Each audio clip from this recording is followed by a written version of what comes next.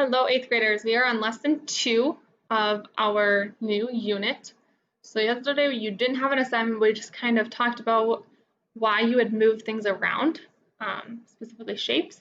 So now we're going to look at the definition of translation and then 3 basic properties of translation. So translation occurs along a given vector, which we might think of as a line segment or just a segment or a line. Array, sorry, a line segment or array. So a line segment has 2 points that end, and then the vector is a directed line segment, which would be similar to array that has an endpoint with an arrow. So it could be either way. So a vector is a directed line segment, that is, it is a segment with a direction given by connecting one of its endpoints to the other endpoint. It is often represented by an arrow with a tail and a tip. The length of a vector is, by definition, the length of its underlying segment. And then our 3 properties. So a translation maps a line to a line, array to array, a segment to a segment, and an angle to an angle. A translation preserves lengths of segments and preserves degrees of angles. So what does that mean? First, let's just talk about what a translation is. So I'll be moving my bubble around a little bit, I'm sorry. So here we have a few different shapes. We're going to look at R first.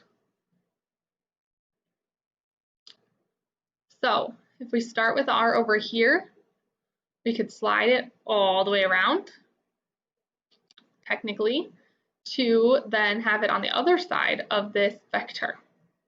Okay? What about S? Let's look at S. I know they're not perfect because I drew them, but that's okay. So if we have S over here, and then we slide it over the vector to get over here. So a translation is basically just a slide of an object, or a line, whatever it is. Now we're going to look at this one here. Okay, excuse me. So first it wants us basically to just find what we can label these missing labels as. So here, for example, we have this one that doesn't have any labels, this one that has 2. So if we would change it and translate it down here, would it fit? Yes, it would. So we can label this one as FC. What about the error or the angle? If we would slide it or translate it down to this one, does it fit? Looks like it. So it would be ABC with an angle of 31 degrees. What about here? We have 1 point on each of these little segments, but don't know what this side is and what the length is for this one also. So we would translate it. I think they would be the same, so we can label it as DE with a length of 5 centimeters, and then here DE also.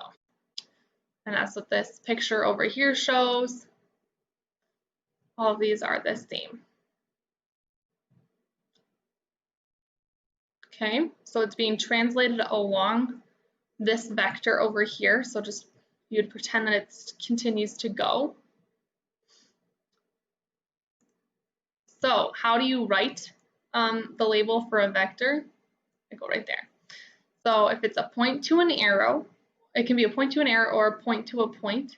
Typically, though, it's going to be point to an arrow. So with a point to an arrow, the order matters. With a point to a point, the order does not matter. So here we have DE, and it doesn't matter.